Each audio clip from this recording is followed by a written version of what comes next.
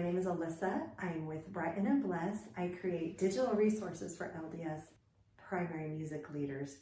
Today I want to show you how to use my disappearing words activity. Disappearing words is similar to erase or pass, which if you follow Sharla dance and her methods for teach a child a song, it's the same activity only in a digital format.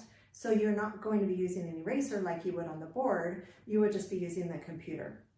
Today I'll be using my iPad, and I haven't tried the iPad in the classroom yet, but I do have a computer which is touch screen. So when you are using these methods, you can use a computer, you can use an iPad, you could use a mouse on the computer. And one caution before you do any of these activities is get into the primary room, connect your device to the TV, run through it, make sure that everything is working, because something that's really frustrating is when you get into primary and it's not working because of a technical issue. I feel a little bit flustered when that happens and you feel like you're losing time. So let's jump into the activity. This is for My Heavenly Father Loves Me. So if I were in the classroom, this is what I would do. Hello, today we're going to be working on My Heavenly Father Loves Me. As you can see, we have an activity. I'm going to need your participation. I'm going to touch 4 of you on the shoulders, and if you could come up and touch my screen, touch a word in a box that doesn't belong in the song. The words are in order, right to left, and then top to bottom, just as though you were reading a book. 1 word in each box is correct, 2 words are incorrect. You want to touch the incorrect words and see if you can make them disappear. Our goal is to make sure that by the time we sing through the song 3 times, the only words that appear are the words that are actually in the song. Can you do that? Can you help me? Then I would go up and I would touch 4 children on the shoulders. After you touch your word, will you please go find a friend, touch them on the shoulder, and they can come get in line for their turn. Whenever I hear the song of a bird, or look at the blue, blue sky, whenever I feel the rain on my face, or the wind as it rushes by.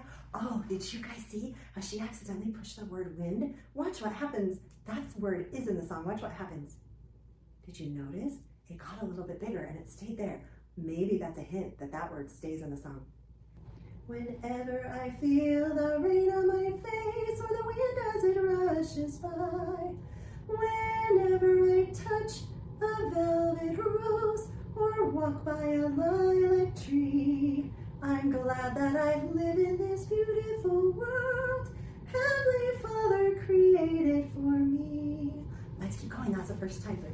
Whenever I hear the song of a bird, or look at the blue, blue sky, whenever I feel the rain on my face, or the wind as it rushes by, whenever I touch a velvet rose, or walk by a lilac tree, I'm glad that I live in this beautiful world Heavenly Father created for me.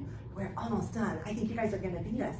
Whenever I hear the song of a bird, or look at the blue, blue sky, whenever I feel the rain on my face, or the wind as it rushes by, whenever I touch a velvet rose, which one stays? Remember, don't mark off the one that stays in the song.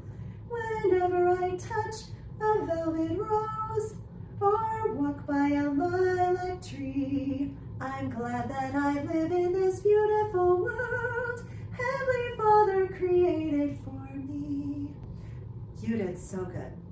I am so thankful for the beautiful things that Heavenly Father has created that help me to see that He loves me.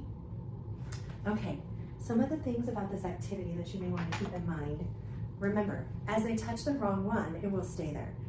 And sometimes the children might get a little confused at which are they supposed to make it disappear if it's a correct song, a correct word, or an incorrect word. So you may have to reiterate that a couple times through, and usually I find that if I have to stop and give directions, that the other primary children and the teachers will keep singing. And maybe if you give somebody clues in advance and ask them to go ahead and keep singing, they'll keep doing that and keep it going, so that if you need to talk to some of the children and give them more instructions, you can. Something else that I find very helpful is asking members of our primary presidency to be the ones to go and touch children on the shoulders or have them run your device. I've had them do it both ways before, and it works beautifully. It's amazing what an extra set of hands and eyes can do for you. As I mentioned before, you'll always want to check your connection to the TV. This one is Bluetooth. I have heard some stories about TVs in primary rooms and a primary chorister trying to use that specific TV, and it actually Bluetooth to the Relief Society room, and somebody came in from the Relief Society room and said, please, I don't know what you're doing, but we're getting your primary stuff in our room here, and I'm trying to use the TV for my lesson. So just be sure you know which TV you're supposed to connect to. If you don't have a TV in your primary room and you're rolling one in, a lot of times they'll have an HDMI cable. I always bring my own HDMI cable, and like I mentioned before, I usually use my laptop. My laptop is a touch screen, but I've also used it before I realized I could have the children touch it. There's also the little pad on the front, and then you can also bring in a mouse. So there's lots of different ways that you can do this activity. Just use whatever works best for you and what you have found helpful. Link to this activity down in the description. So if you want to buy it, it's already pre-made for you. You don't have to think of any of the words. You don't have to worry about the artwork or try to figure out how to make it work. Go ahead and click that link and you'll be taken to my shop.